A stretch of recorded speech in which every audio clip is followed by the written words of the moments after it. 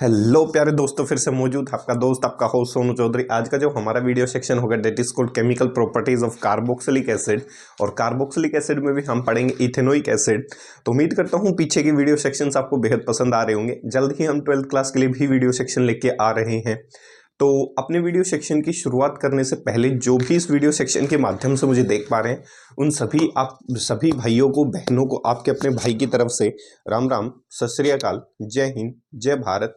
उम्मीद करता हूं आप बेहद स्वस्थ होंगे, मस्त होंगे और आपके परिवार में सभी लोग खुशहाल होंगे। अपने वीडियो सेक्शन की शुरुआत करने से पहले आपको 4 लाइनें अर्ज कर देता हूं। कुछ ही समय की बात है, 1-2 दिन पहले ये घटना घटित हुई है, कह सकते हो कल की ही घटना है। कोई एक सरकारी कर्मचारी किसी एक साधारण व्यक्ति से कहता है कि अगर जीवन में सरकारी कर्मचारी नहीं होता तो क्या होता। उसका ये मानना है कि जो व्यक्ति मजदूरी कर रहा है, जो व्यक्ति किसानी कर रहा है, जो व्यक्ति बॉर्डर पे खड़ा है, उसका इम्पोर्टेंस कम है, बल्कि सरकार के अंदर जो काम कर रहा है जैसे अध्यापक हो गया, उसका इम्पोर्टेंस उससे ज़्यादा है। तो उस सरकारी कर्मचारी के लिए ये 4 लाइनें डेडिकेटेड हैं, ध्यान से सुनना है। सरकारी कर्मचारी का मीनिंग होता क्या है, शायद उनको ना पता हो, तो मैं उनको एक्सप्लेन कर देता हूँ कि सरकारी कर्मचारी का मतलब होता क्या है। इतना रसूख और रुतबा दिखाने की आवश्यकता नहीं है। अगर देश में किसान और जवान नहीं हुए तो आप किसी काम के नहीं होगे। देखते हैं, सुनते हैं उनकी बातें क्या है। इस सरकारी नौकरी पर तुम क्यों इतना घमंड करते हो? इस सरकारी नौकरी पर तुम क्यों इतना घमंड करते हो तुम नौकर इस जनता के, हो तुम नौकर इस जनता के, फिर भी इतना क्यों अकड़ते हो? आखिरकार में मेरे भाई हो तो जनता के नौकर ही। That is the meaning of a सरकारी नौकरी। तो घबराने की आवश्यकता नहीं है, आप जनता के नौकर हैं। रही बात, कुछ एक व्यक्तियों का मानना है कि सरकारी नौकरी में होने से ही आप क्या बना सकते हो, महल बना सकते हो, बंगले बना सकते हो। तो ये तो आने वाला वक्त बताएगा कि महल होंगे, बंगले होंगे, क्या होंगे। लेकिन इतना है कि देश में जवान और किसान जो चीज़ें कर सकता है, जो महल बना सकता है, वो आप जैसे लोग नहीं बना सकते।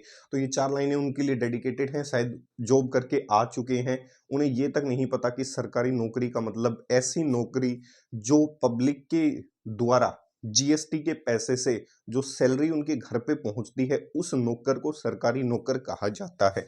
तो शुरू करते हैं वीडियो सेक्शन। क्या है भाई, आजकल लोगों की क्लासिफिकेशन भी करनी बहुत जरूरी है। तो ये 4 लाइनें उन लोगों के लिए डेडिकेटेड थी, तो ध्यान से सुनना है। That is called chemical properties of ethanoic acid.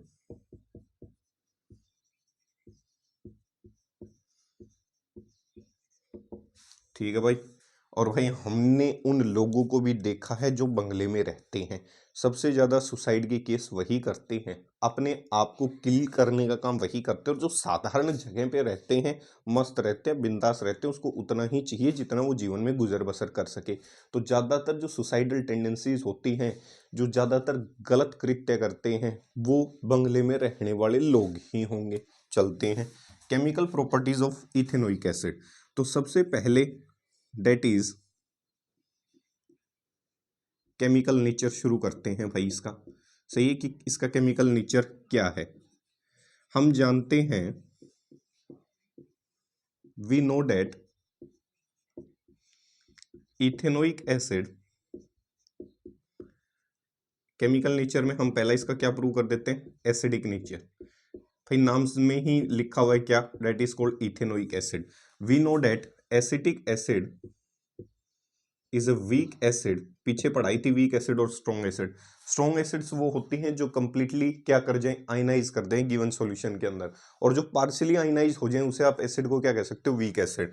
We know that carboxylic acid या एसिटिक एसिड या ethanoic acid is a weak acid and it partially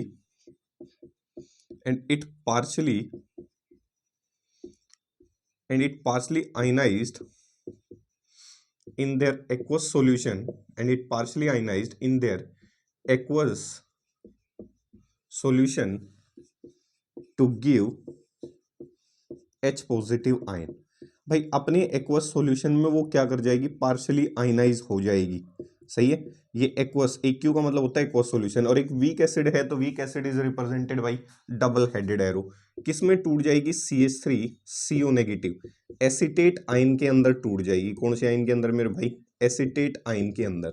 और सॉल्यूशन में क्या डेवलप करवा देगी, H पॉजिटिव आयन। सही है, सॉल्यूशन में क्या जनरेट करवा देगी, acidic ion, sorry acidic ion that is H plus ion. और जो सॉल्यूशन में H प्लस आयन दे सकता हो वो क्या कहलाती है, acidic.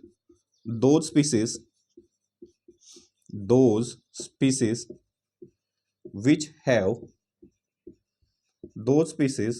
which have tendency to give H positive ion in their aqueous solution are termed as acids, and hence it is proved that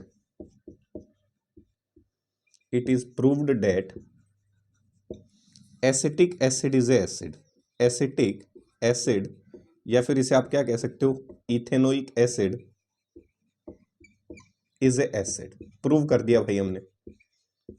सही है, इस चीज से ये साबित हो जाता है कि जो सॉल्यूशन में H प्लस आयन दे सकते हैं, जो सॉल्यूशन में H प्लस आयन जनरेट करवा सकते हैं, उस चीज को आप क्या कह सकते हो मेरे भाई, एसिड कह सकते हो। तो उम्मीद करता हूं यहां तक आपको चीजें क्लियर हो गई होगी। इसका जब आपने एक्वस सॉल्यूशन तैयार किया होगा, जो अपने एक्वस सॉल्यूशन के अंदर जो क्या कह रहे हैं भाई, अपने एक्वस सॉल्यूशन के अंदर क्या जनरेट करवा सकती है, H प्लस आयन जनरेट करवा सकती है, उस चीज को आप क्या कह सकते हो, एसिड कह सकते हो। भाई ये भी सरकारी कर्मचारी की तरह साइड में से निकल रहा है। सही है, सरकारी कर्मचारी कभी भी सामने आने की कोशिश नहीं करेगा।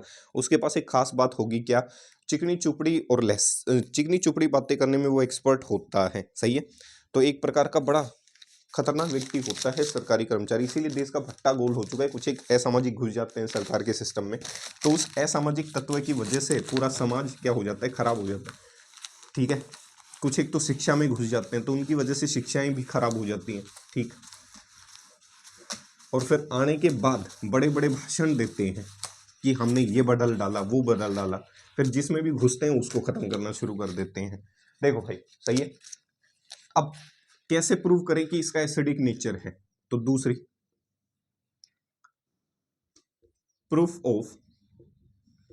प्रूफ एक्सप्लेनेशन ऑफ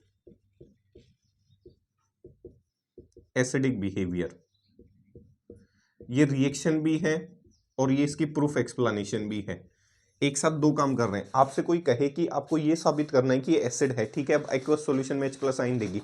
अब मुझे कैसे पता चलेगा कि एक्वस सॉल्यूशन में H प्लस आयन हो चुकी, तो ये आपकी रिएक्शंस का भी काम करेंगी। मतलब ये रिएक्शन तो है ही है सिलेबस के साथ साथ, और साथ साथ ये भी साबित कर देंगे कि अगर सॉल्यूशन में H प्लस आयन मौजूद है तो पक्का है वो क्या रही होगी, एसिड।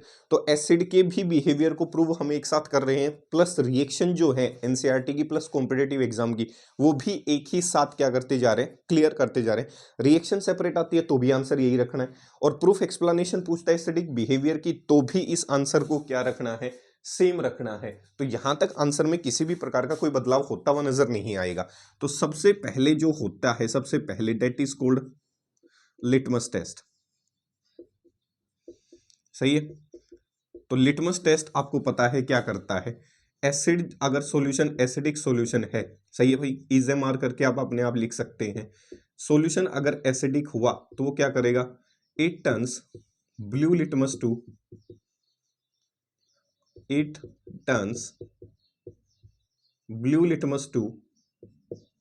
Red litmus. सही है, रेड लिटमस सॉल्यूशन।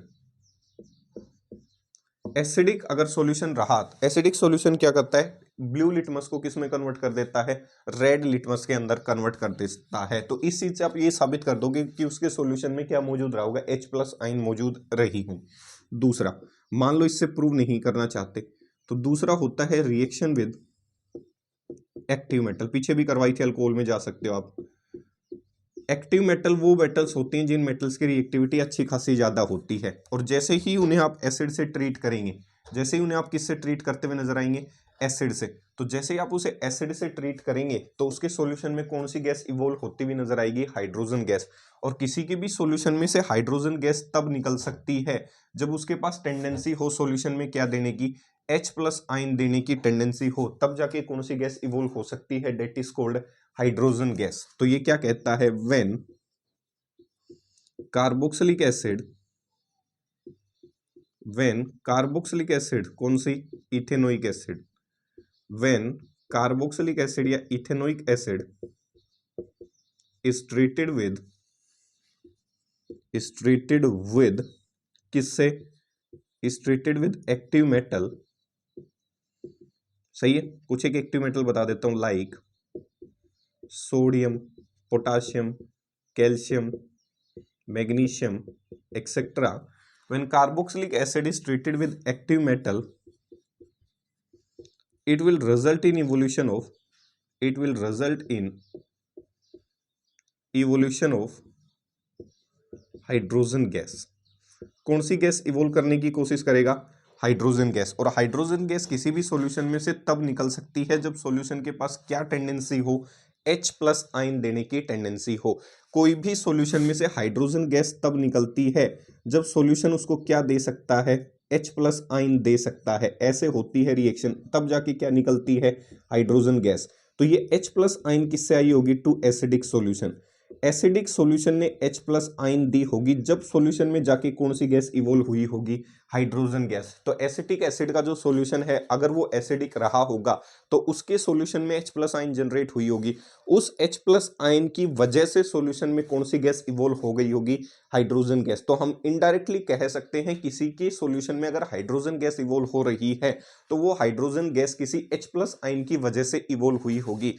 और जिसके सॉल्यूशन में H प्लस आयन मिल जाए तो उस चीज को तो आप आसानी से प्रूव कर सकते हो कि इसका बिहेवियर कैसा रहा होगा, एसिडिक। जैसे मान लेता हूं ये आपकी कार्बोक्सिलिक एसिड है, इथेनोइक एसिड है, इसको आप ट्रीट कर दो किसके साथ, किसके साथ, एक्टिव मेटल के साथ। ये रही एक्टिव मेटल, Na जो है सोडियम, सोडियम मेटल है, सही है। देखो ध्यान से, जब भी किसी एक्टिव मेटल के साथ इसको ट्रीट करोगे तो वही प्लस माइनस वाला काम है। एसीटेट आयन पे चार्ज कितना होता है, -1, तो सोडियम पे +1, और यहां से हाफ जो मात्रा है उसमें क्या निकल जाएगी, हाइड्रोजन गैस।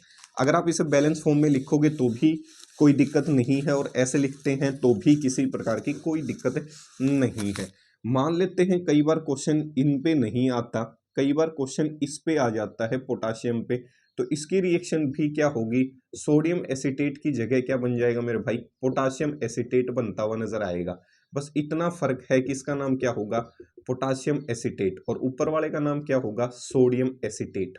सही है, इतनी चीज क्लियर हो गई होगी। ऊपर वाले का नाम सोडियम एसीटेट, नीचे वाले का पोटाशियम एसीटेट। अब देखो ध्यान से देखो, अगर मान लो यही क्वेश्चन कैल्शियम के लिए पहुंच जाए, सही है, तो देखो करोगे कैसे, ये चमत्कार देखो।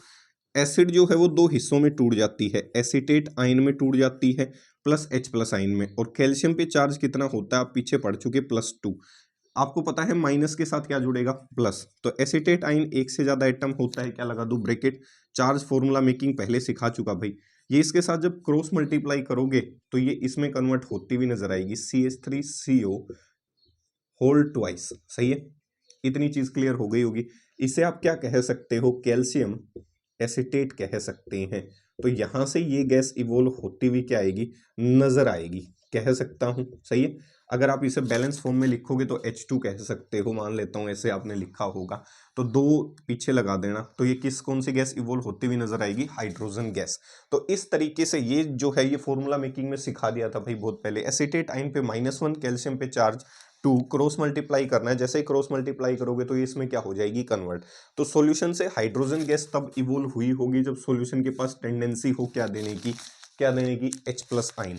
सही है, क्या देने की टेंडेंसी हो मेरे भाई, H प्लस आयन देने की। जिसके पास टेंडेंसी हो तो हो सकता है वो चीज किसका काम, किसका बिहेवियर दिखाती हो, एसिड का बिहेवियर दिखाती हो। ठीक है, चलते हैं तीसरे पे। हाइड्रोजन गैस का पता करने के लिए, for the determination of hydrogen gas, ये और बता देता हूं, for the determination of hydrogen gas, solution में से हाइड्रोजन गैस इवोल्व हुई है या नहीं, for the determination of hydrogen gas pop sound test is create, pop sound test is done. Hydrogen gas का पता करने के लिए आप सॉल्यूशन में क्या करवा सकते हैं, पोप साउंड टेस्ट करवा सकते हैं। जैसे हाइड्रोजन गैस निकलेगी, ऊपर बर्निंग कैंडल या मैच स्टिक लेके खड़े हो सकते हैं टेस्ट ट्यूब के ऊपर, ऊपर नहीं साइड में। ऊपर कहने का मतलब ऐसे मत समझ जाना कि ऊपर ही खड़ा होना है उसके ऊपर, सही है, कुछ भी समझ जाओगे, तुम्हारा कोई भरोसा नहीं है, ठीक है। तो चलते हैं आगे। ये दो चीजें क्लियर हो गई होंगी, यहाँ तक किसी भी प्रकार की दिक्कत नहीं होनी चाहिए। दिक्कत होती है तो कमेंट सेक्शन में जाके आप क्या कर सकते हो, कमेंट कर सकते हो। धीरे धीरे आपका सहयोग से धीरे धीरे हम अपनी क्वालिटी को भी इम्प्रूव करने की कोशिश करेंगे। बस आपका सहयोग चाहिए इस चीज में, सही है। तो देखो, सहयोग ऐसा होना चाहिए कि आप निभा सकें। सहयोग ऐसा ना हो कि सरकारी कर्मचारी की तरह झूठे सपने और वादे किसी भी व्यक्ति को मक्कारी की तरह दिखा देते हैं। तो वादा ऐसा ना हो कि जो सरकारी टाइप हो, जो कभी पूरा ही ना हो, सही है। तो इस चीज का थोड़ा सा क्या रखना, ध्यान रखना, मिटा दें, सही है। चलते हैं तो फिर देखो, ठीक है। इन दो चीजों से प्रूव कर सकते हो। कितनी रिएक्शन हो गई, 2, litmus test, active metal test. इसके बाद आपने पढ़ी थी, अगर किसी का एसिडिक बिहेवियर प्रूव करना है तो आप कौन सी रिएक्शन करवा सकते हो, कार्बोनेट और बाइकार्बोनेट, याद आई होंगी। अगर सॉल्यूशन के अंदर से कार्बोनेट और बाइकार्बोनेट गैसेस पास करवाई जाएं तो वहां से भी हम एसिडिक बिहेवियर का या फिर रिएक्शन विद एसिड का क्या कर सकते हैं, पता कर सकते हैं। तो तीसरा, रिएक्शन विद मेटल कार्बोनेट, एक साथ ही करवा देता हूं, एंड अच्छा लगेगा, सेपरेट करने की आवश्यकता नहीं है। सेपरेट लिखना चाहो आप सेपरेट लिख सकते हो, एंड मेटल बाइकार्बोनेट, सही है। अगर सॉल्यूशन एसिडिक रहा होगा तो वो पक्का है मेटल के कार्बोनेट और बाइकार्बोनेट के साथ तो पक्का क्या दिखाएगा, रिएक्शन दिखाएगा। जैसे व्हेन इथेनोइक एसिड, पहला मान लेते हैं इसमें, when ethanoic acid is treated with metal carbonate, और मान लेता हूं मेटल कार्बोनेट कौन है, Na2CO3, आपको जो अच्छा लगे वो मान सकते हो। When ethanoic acid is treated with metal carbonate to give salt and formation of H2O and CO2 gas take place, सही है, take place। similar process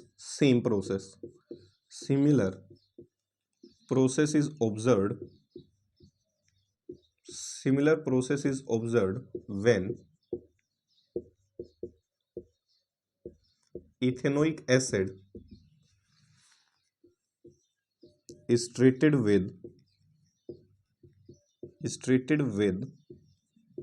metal bicarbonate. Similar process देखी जाएगी एज इट इज जब आप उसे किससे treat कर दोगे, मेटल बाइकार्बोनेट के साथ। Similar process is observed when ethanoic acid is treated with metal bicarbonate. Same process होगी, सिर्फ प्रोडक्ट्स की क्या होगी, आप सेम प्रोसेस कह सकते हो। सोल्ट की फॉर्मेशन होगी प्लस H2O की फॉर्मेशन होगी प्लस CO2 गैस इवोल्व होती हुई नजर आएगी। जैसे, सही है, जैसे केस फर्स्ट मेटल कार्बोनेट दिखा देता हूं, ये आपकी एसिटिक एसिड रही होगी, सही है। इसकी रिएक्शन Na2CO3 के साथ, तो यहां से जो प्रोडक्ट बनता है वो बनता है CH3CONA, सोडियम एसीटेट। और सोडियम एसीटेट जो है वो एक प्रकार का क्या है, सोल्ट है, सही है। प्लस कौन सी गैस इवोल्व हो जाएगी, H2CO3। H2CO3 टूट जाती है किसमें, H2O प्लस CO2 गैस के अंदर। तो ये तो था कार्बोनेट, सही है, सोडियम कार्बोनेट, याद आया। इस साल का जो CBSE बोर्ड का क्वेश्चन था उसमें पूछा गया था सोडियम कार्बोनेट के पास वाटर ऑफ क्रिस्टलाइजेशन कितने होते हैं। तो पीछे मैंने सोडियम कार्बोनेट जो है जिसे वाशिंग सोडा कहा था उसके कितने मॉलिक्यूल लिखवाए थे, 10, Na2CO3.10H2O। कॉपर सल्फेट जिसे किस नाम से जाना था, ब्लू विट्रियोल, 5। फेरस सल्फेट जो जिसे ग्रीन विट्रियोल के नाम से जाना था उसमें वाटर ऑफ क्रिस्टलाइजेशन कितने, 7। याद रखना है, हो सकता है इस साल भी रिपीट हो जाए। केस नंबर 2, सही है। दूसरा केस क्या कहता है, यही एसिटिक एसिड रही होगी, लेकिन अब की बार इसकी रिएक्शन किसके साथ कर देते हैं, मेटल बाइकार्बोनेट के साथ। तो सोडियम बाइकार्बोनेट के साथ या सोडियम हाइड्रोजन कार्बोनेट के साथ। सही है, सोडियम बाइकार्बोनेट कहो या फिर सोडियम हाइड्रोजन कार्बोनेट कहो। सही है, सोडियम हाइड्रोजन कार्बोनेट। सही है, ये एसिटिक एसिड है। देखो आजकल एक ट्रेंड फैशन और भी चला हुआ है भाई, ठीक है। जो व्यक्ति साइंस पढ़ाते हैं या फिर जो भी मैथ पढ़ाते हैं उनके लिए एक ट्रेंड और हुआ है। कुछ एक जगह मैंने देखा है, अल्फाबेट पे ऑब्जर्वेशन रखते हैं कि अल्फाबेट कब छोटा बनाना है, कब अल्फाबेट बड़ा बनाना है। तो ये देख के बड़ी हंसी आती है कि आप एजुकेशन सिस्टम में साइंस और मैथ के विद्यार्थी होते हुए अगर ये चीज़ें ऑब्जर्व कर रहे हो तो आप सक्सीड नहीं कर सकते मेरे भाई। क्योंकि साइंस और मैथ जो है वो एक ऐसा सब्जेक्ट होता है जिसमें शब्दों की परिभाषा से ज़्यादा शब्दों की मर्यादाओं पे ध्यान दिया जाता है कि किस तरीके से आप उस शब्द को यूज कर रहे हो, ना कि ये देखा जाता है कि कब अल्फाबेट छोटा है, कब अल्फाबेट क्या है बड़ा। तो एक से बढ़ के एक जादूगर है हमारे आसपास की नगरियों में। तो इस चीज का आप भी ध्यान रखना थोड़ा, क्या पता ऐसी गलतियां जब आप आगे हो जाएं, बड़े हो जाएं, तो कम से कम आप ना करें। जब किसी ओहदे पे आप पहुंच जाते हैं तो छोटी छोटी ये बारीक बारीक गलतियां ना करें किसी को बताने की कि भाई ये ऐसा है, ये छोटा होगा, ये बड़ा होगा। ठीक है, अगर इंग्लिश की बात होती है तब आपकी बातें समझ में आती हैं, पर ये थोड़ा अजीब सा लग रहा है भाई। ठीक है, देखो अजीब अजीब से लोग हैं भाई, क्या ही कहा जाए। देखो CH3 कमाल है भाई आजकल का समय। सोल्ट प्लस क्या होता है H2O प्लस CO2। ठीक है, काम पे ध्यान नहीं देते। सही है, अगर ऐसा खुद के अपने ऊपर काम पे ध्यान देते तो आज कहीं की चीजें कहीं होती, ऐसी नौबत नहीं आती मेरे भाई। ठीक है, तो CO2 गैस यहाँ से क्या कर जाती है, इवोल्व कर जाती है। और किसी भी सॉल्यूशन से CO2 गैस इवोल्व कर गई तो कह सकते हैं हम ये फॉर्मेशन हुई होंगी सोल्ट प्लस वाटर प्लस किसकी, H2O की। तो मैं आसानी से कह सकता हूँ इन चीजों के आधार पे कह सकता हूं कि उसका बिहेवियर कैसा रहा होगा, एसिडिक। सही है, साथ साथ ये रिएक्शन भी हो गई कि किसके साथ, मेटल के कार्बोनेट के साथ और मेटल के बाइकार्बोनेट के साथ। तो ये एक प्रकार की रिएक्शन भी है, प्लस ये एक प्रकार की एसिडिक बिहेवियर को भी क्या कर रही है मेरे भाई, एक्सप्लेन कर रही है। सही है, मजा आ रहा होगा इस चीज का। देखो ध्यान से, तो एक्टिव मेटल टेस्ट हो सकता है, लिटमस टेस्ट हो सकता है। दो रिएक्शन ये हो गई कि मेटल कार्बोनेट, सही है, मेटल कार्बोनेट के साथ और किसके साथ, मेटल बाइकार्बोनेट के साथ। तो प्रोडक्ट की जो फॉर्मेशन होगी वो इस तरीके से होती हुई नजर आएगी। तो इसी बात पे एक जर्नल रिएक्शन लिख देता हूं, ताकि पूरी केमिस्ट्री में जब भी आपको मेटल कार्बोनेट या बाइकार्बोनेट किसी एसिड के साथ रिएक्ट करते हुए नजर आए तो प्रोडक्ट बनाना क्या है। तो ये कोई एसिड रही होगी, सही है, जो अभी अभी हमने लिखी थी, और ये आपका कोई मेटल कार्बोनेट रहा होगा। जर्नल रिएक्शन आपके सामने पेश है ताकि आपको रट्टा ना मारना पड़े। तो यहां से क्या होगी, साल्ट फॉर्मेशन होगी। क्या होगी, साल्ट फॉर्मेशन। सही है, और ज्यादातर क्या मिलेगा, metal salt formation. Plus H2O plus कौन सी गैस इवोल्व हो जाएगी, CO2 गैस। किसी भी प्रकार के एसिड को जब मेटल कार्बोनेट से ट्रीट करेंगे तो ये प्रोडक्ट बनते हुए नजर आएंगे। ये एसिड रही होगी, प्लस ये किसके साथ रिएक्शन करेगी, मेटल बाइकार्बोनेट के साथ। भाई एसिड ऐसी होनी चाहिए जो सॉल्यूशन के अंदर मौजूद, इसमें कौन सी एसिड मौजूद होगी, कार्बोनिक एसिड। पीछे जाके देख सकते हो, हमने साल्ट हाइड्रोलिसिस किया था। तो मेटल बाइकार्बोनेट जो है वो कौन सी एसिड के कॉम्बिनेशन से बेस रहा होगा, प्लस एसिड कौन सी रही होगी, कार्बोनिक एसिड। तो पीछे वाली एसिड ऐसी होनी चाहिए जो कार्बोनिक एसिड को क्या करवा सके, डिस्प्लेस करवा सके। अगर पीछे वाली एसिड स्ट्रॉन्ग है तभी कार्बोनिक एसिड डिस्प्लेस होगी, तभी सॉल्यूशन में कौन सी गैस बन पाएगी, ये चीज बन पाएगी। सही है, तो इस चीज का थोड़ा सा ध्यान रखना कि एसिड जो लें वो आपकी ऐसी होनी चाहिए, इसका भी प्रोडक्ट सेम होगा। वो एसिड ऐसी होनी चाहिए जो कार्बोनिक एसिड को अपने सॉल्यूशन से क्या करवा सके, डिस्प्लेस करवा सके। जैसे बड़ी क्लासेस में आप फिनोल पढ़ोगे तो फिनोल जो है वो एक वीकर एसिड है देन कार्बोनिक एसिड, इसीलिए जो फिनोल है वो कार्बोनेट और बाइकार्बोनेट टेस्ट नहीं दिखाता। क्यों, क्योंकि वो सॉल्यूशन से कार्बोनिक एसिड को क्या नहीं कर सकता, डिस्प्लेस। तो पीछे वाली एसिड ऐसी होनी चाहिए, स्ट्रॉन्ग एसिड होनी चाहिए जो आपकी कार्बोनिक एसिड को आसानी से क्या कर सकती हो, डिस्प्लेस कर सकती हो। तब जाके आप उसकी रिएक्शन को क्या करवा सकते हो, साबित करवा सकते हो। सही है, तो यहां से अगली बात ये कि अगर सॉल्यूशन में CO2 गैस निकली होगी तो उसका पता कैसे करें, टेस्ट फॉर CO2 गैस। सही है, जो भी CO2 गैस इवोल्व हुई है, the evolved CO2 gas, the evolved CO2 gas, the evolved CO2 gas is passed through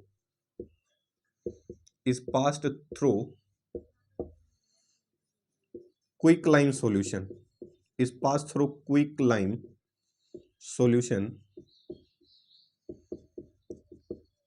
It will give milkiness, appearance to the solution. वो सॉल्यूशन को कैसी appearance दे देगा भाई? मिल्कीनेस अपीयरेंस सॉल्यूशन दे देगा। अगर solution में CO2 गैस है उसको पास करवा दो लाइम के अंदर से, सही है, इसका लाइम का सॉल्यूशन रहा होगा, इसके अंदर से जैसे ही पास करवाओगे तो CaCO3 बन जाएगा। CaCO3 कैसा होता है? सॉलिड। इसके क्या बन जाएंगे? PPT, सही है। और वो जो PPT होते हैं वो कैसे होते हैं? वाइटिश होते हैं। तो सॉल्यूशन कैसा होगा? हो जाएगा मिल्कीनेस अपीयर हो जाएगी, सही है। मिल्कीनेस क्या हो जाएगी? अपीयर हो जाएगी। तो कैल्शियम कार्बोनेट प्लस कह सकता हूं। तो यहां से पता चल जाएगा कि अगर सॉल्यूशन के अंदर मिल्कीनेस आई है तो पक्की बात है सॉल्यूशन में क्या मौजूद रही होगी? CO2 gas. ऐसा ही टेस्ट SO2 गैस दिखाती है। तो बड़ी क्लासेस में ज़्यादा अच्छा मेथड नहीं माना जाता इस चीज़ का पता करने का, लेकिन 10th के लेवल तक या कॉम्पिटेटिव लेवल तक 10th के ये मान लिया जाता है कि आप कौन सा टेस्ट कर सकते हो? लाइम वाटर टेस्ट कर सकते हो। कौन सा कर सकते हो? इसे किस नाम से जाना जाता है? लाइम वाटर टेस्ट के नाम से, सही है। पहचान लोगे, लाइम वाटर टेस्ट कर सकते हो। उसे लाइम के साथ क्या कर सकते हो? ट्रीट कर सकते हो। तो that is called a lime water test. तो लाइम वाटर टेस्ट से आप CO2 गैस का क्या कर सकते हो? पता कर सकते हो कि CO2 गैस इसके अंदर क्या है रही होगी, इवोल्यूशन, ठीक है। 3-4 रिएक्शन ये हो चुकी। अगला है, अगर आपकी गिवन स्पीसीज कैसी रही होगी? एसिड रही होगी, तो पक्का है वो किसके साथ रिएक्ट करती हुई नजर आएगी? बेस के साथ। अगर गिवन कंपोनेंट कैसा रहा होगा? एसिडिक, तो रिएक्शन विद बेस। अगर कोई चीज एसिड है तो वो पक्का है वो किसके साथ रिएक्ट करती हुई नजर आएगी? बेस के साथ। तो व्हेन एसिड्स, मान लेता हूं अपने पास कौन सी? Ethanoic acid. When acids reacts with base,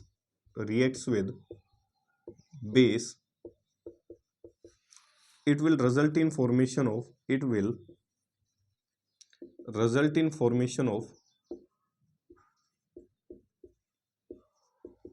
salt and water. It will result in formation of salt and water. This reaction is called as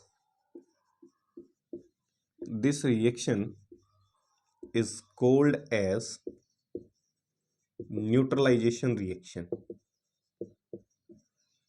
इस रासायनिक अभिक्रिया को अब आप इस समय किस नाम से जान सकते हैं? न्यूट्रलाइजेशन रिएक्शन के नाम से।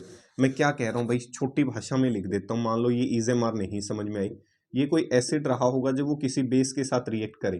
तो जब एसिड किसी बेस के साथ रिएक्ट करता है तो पीछे पढ़ाया था सोल्ट प्लस किसकी फॉर्मेशन हो जाती है? वाटर की फॉर्मेशन हो जाती है।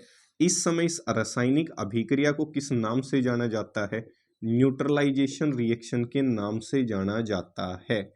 किस नाम से जाना जाता है? न्यूट्रलाइजेशन रिएक्शन के नाम से जाना जाता है। तो इस चीज का ध्यान रखना है कि अगर कोई एसिड रही होगी तो उसकी रिएक्शन आप किसी बेस से करवा के ये साबित कर सकते हो कि गिवन सॉल्यूशन कैसा होगा? एसिडिक। अगर गिवन सॉल्यूशन एसिडिक है तो पक्का है किसके साथ रिएक्शन करती हुई नजर आएगी? बेस के साथ रिएक्शन करती हुई नजर आएगी। तो यहां तक उम्मीद करता हूं ये चौथी जो रिएक्शन रही होगी वो आपको समझ में आई होगी, सही है। तो एक्टिव मेटल टेस्ट करवा सकते हो, लिटमस टेस्ट करवा सकते हो, मेटल कार्बोनेट के साथ रिएक्शन दिखा सकते हो, मेटल बाइकार्बोनेट के साथ रिएक्शन दिखा सकते हो, और किसी बेस के साथ भी क्या कर सकते हो? रिएक्शन दिखा सकते हो। तो मान लेता हूं CH3COH एसिड रही होगी, इथेनोइक एसिड, इसकी रिएक्शन किसी बेस के साथ दिखा दो तो प्रोडक्ट ये बना होगा CH3CONa प्लस प्रोडक्ट क्या बना होगा? H2O। ऐसे ही आप किसके साथ भी दिखा सकते हो इसकी रिएक्शन? किसके साथ दिखा सकते हो? KOH के साथ। तो भी प्रोडक्ट क्या रहा होगा? Acid plus base. सोडियम की जगह क्या बन जाएगा? पोटासियम बन जाएगा, बस इतना फर्क होगा। प्लस क्या प्रोडक्ट रहा होगा? H2O।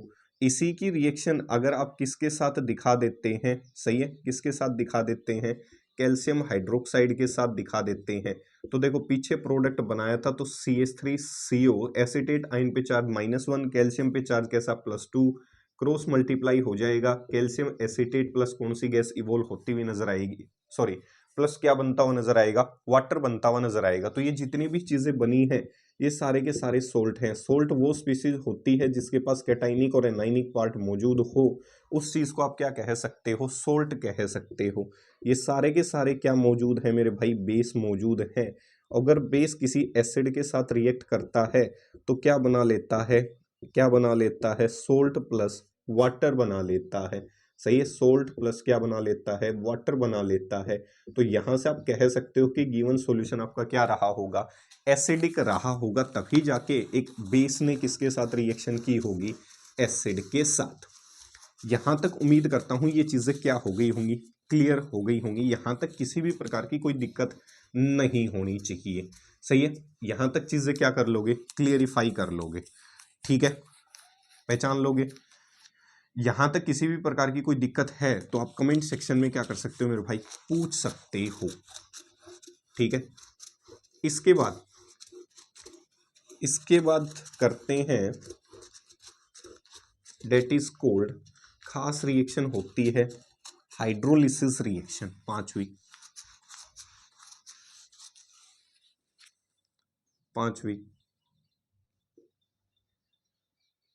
हाइड्रोलिसिस रिएक्शन या रिएक्शन विद वाटर। ध्यान से, बड़ा इंपॉर्टेंट रिएक्शन है, द मोस्ट इंपॉर्टेंट। यहां से क्वेश्चन रिपीट होता है, when carboxylic acid, when carboxylic acid is treated with water,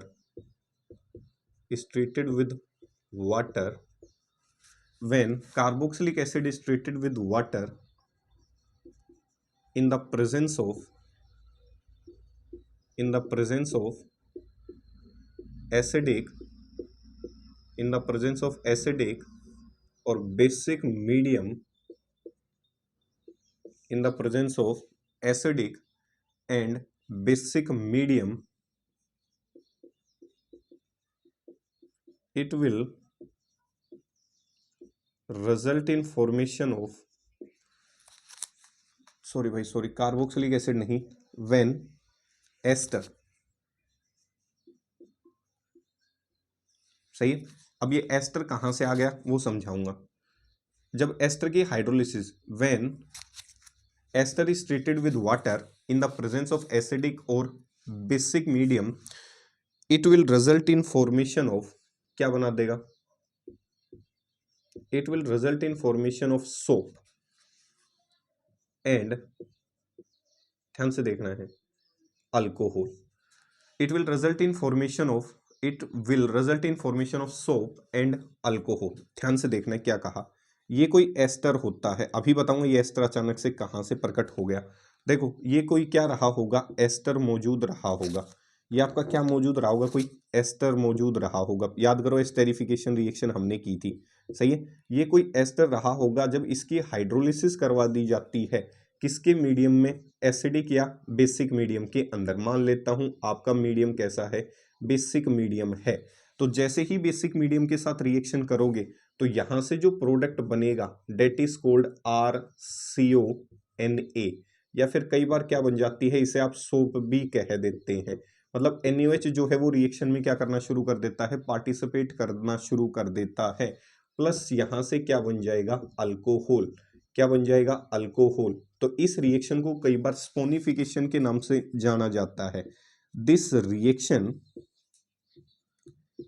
reaction is commonly known as sponification reaction। Saponification reaction मतलब फॉर्मेशन ऑफ सोप, ऐसी रिएक्शन जिसमें सोप की formation हो, फॉर्मेशन ऑफ क्या हो, soap, formation of soap. such reactions are known as saponification reaction. ऐसी reactions जिनमें soap की फॉर्मेशन हो जाए उन रिएक्शंस को आप क्या कह सकते हो, स्पोनिफिकेशन रिएक्शन कह सकते हो। अगर आपने एस्टर की हाइड्रोलिसिस कैसे मीडियम में करवा दी, बेसिक मीडियम में, तो इस समय इस रासायनिक अभिक्रिया को किस नाम से जान सकते हो? स्पोनिफिकेशन के नाम से जान सकते हो। तो दूसरा देखो ध्यान से, इसका मतलब अगर आप इसे स्पोनिफिकेशन के नाम से जान सकते हैं तो ये जो रिएक्शन है पीछे पढ़ चुके, this reaction is the reverse of क्या? This reaction is the reverse of esterification reaction. अभी करवाऊंगा एस्टेरिफिकेशन रिएक्शन। एस्टेरिफिकेशन जो रिएक्शन है उस रिएक्शन का ये रिएक्शन क्या होगी? उल्टा होगी। मतलब एस्टेरिफिकेशन रिएक्शन का उल्टा कर दो और मीडियम कैसा रखो? बेसिक। उस समय उस रासायनिक अभिक्रिया को आप किस नाम से जान सकते हैं? स्पोनिफिकेशन के नाम से। तो बेस ने रिएक्शन में पार्टिसिपेट किया होगा, ये टूटा होगा यहां से बॉन्ड, तो RCONA सोप प्लस किसकी फॉर्मेशन की होगी? अल्कोहल की। और ऐसी रिएक्शन जिसमें सोप और अल्कोहल की फॉर्मेशन हो जाए, उन रासायनिक अभिक्रियाओं को आप किस नाम से जान सकते हैं? स्पोनिफिकेशन रिएक्शन के नाम से क्या कर सकते हैं? जान सकते हैं। तो यहाँ तक किसी भी प्रकार की आपको दिक्कत तकलीफ नहीं होनी चाहिए। और reverse of esterification, this reaction is the reverse of esterification called as saponification. इसे भी आप क्या कह सकते हो? स्पोनिफिकेशन कह सकते हो। तो एस्टेरिफिकेशन रिएक्शन का उल्टा कर दो और एस्टर को ट्रीट करना है किसके अंदर? एस्टर की हाइड्रोलिसिस करवानी है बेसिक मीडियम के अंदर। ऐसी रासायनिक अभिक्रियाओं को आप किस नाम से जान सकते हैं? स्पोनिफिकेशन के नाम से जान सकते हैं। अब क्वेश्चन ये, अचानक आपने एस्टर कहाँ से लिखा? तो अगली जो रिएक्शन है that is called reaction with alcohol, the most important reaction जो रिपीट होती है, रिएक्शन विद अल्कोहल। इस रिएक्शन को किस नाम से जाना जाता है? एस्टेरिफिकेशन रिएक्शन के नाम से जाना जाता है। Esterification reaction. और ये आपकी कार्बोक्सिलिक एसिड का टेस्ट का भी काम कर सकती है। तो ये क्या कहता है? व्हेन कार्बोक्सिलिक एसिड, और कार्बोक्सिलिक एसिड में भी कौन सी है इस नाम से भी लिख सकते हो, व्हेन कार्बोक्सिलिक एसिड या ethanoic acid is treated with alcohol, और अल्कोहल ज्यादातर कौन सी मिलती है? That is called ethanol. When carboxylic acid is treated with alcohol in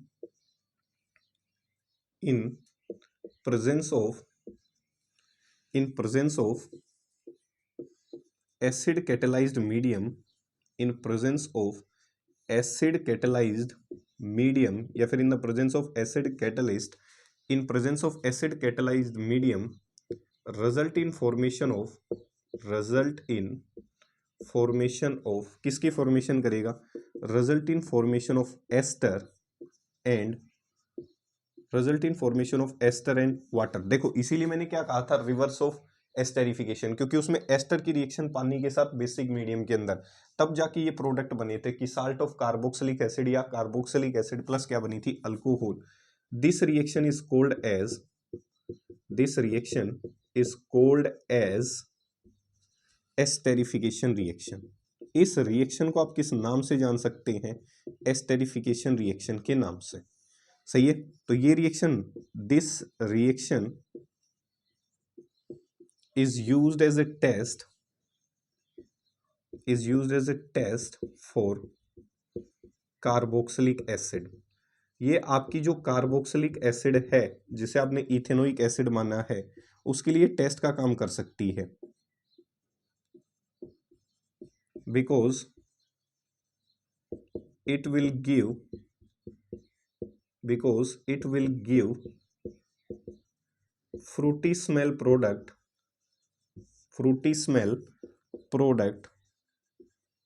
named as ester। पीछे भी बताया था, जैसे जो भाई मेहनत करते हैं, जो फल बेचते हैं, सही है, उनकी जो रेहड़ी होती है जिससे वो खूब मेहनत करके अपना नाम कमा रहे हैं, पैसा कमा रहे हैं, तो उनकी जो रेहड़ी के पास जब आप खड़े हो जाते हो तो वहां पे आपको देखा होगा कि जो आपके फल होते हैं उनकी क्या आनी शुरू हो जाती है? स्मेल आनी शुरू हो जाती है। तो उस स्मेल को आप क्या कह सकते हो? फ्रूटी स्मेल कह सकते हो। तो उस फ्रूटी स्मेल के आधार पे आप बता सकते हो कि टेस्ट ट्यूब में या आपकी लैब के अंदर वैसी प्रकार की स्मेल क्या हो जाएगी? क्रिएट हो जाएगी। और जब लैब के अंदर इस प्रकार की स्मेल क्रिएट हो जाए तो आइडिया हो जाता है कि गिवन कंपोनेंट क्या रहा होगा? कार्बोक्सिलिक एसिड रही होगी। तो देखो कार्बोक्सिलिक एसिड ऐसे दिखा देता हूँ, ये आपकी कार्बोक्सिलिक एसिड रही होगी, ये आपकी क्या रही होगी? अल्कोहल रही होगी। इसकी रिएक्शन आप करवा देते हैं कैसे मीडियम में, एसिड कैटलाइज्ड मीडियम के अंदर। तो ये किसकी फॉर्मेशन कर देती है, ये इसकी फॉर्मेशन कर देती है, सही है। इसे आप क्या कहते हैं, एस्टर। इसे क्या कहते हैं, जनरल रिएक्शन दिखा रहा हूँ, एस्टर।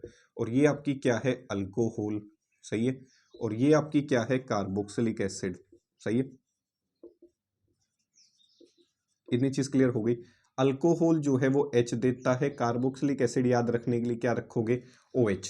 अल्कोहल H देगा, कार्बोक्सिलिक एसिड याद रखने के लिए क्या देगा, OH, ताकि आपका आंसर गलत ना हो। उल्टा कर दिया तो आंसर गलत हो जाएगा। क्या तो ये आप डैश दिखाने की आवश्यकता ही ना पड़े, क्या तो सीधी लिख देना। तो अब ऐसे लिख दूं, ये आपकी क्या रही होगी, इथेनोइक एसिड।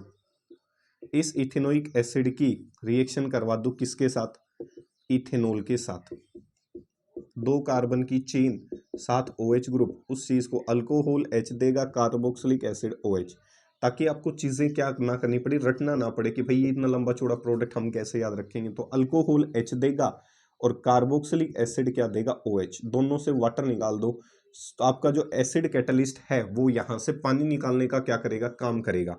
तो CH3 CO O CH2 CH3 ये प्रोडक्ट बन जाता है।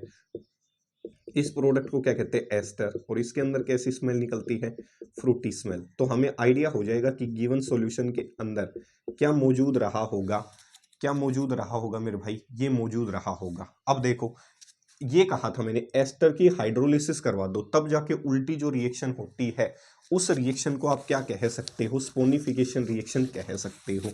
तो यहां इसके लिए नीचे लिख दूं ताकि आपको रिकॉल हो जाए, reverse of esterification reaction, reverse of esterification reaction is known as sponification reaction।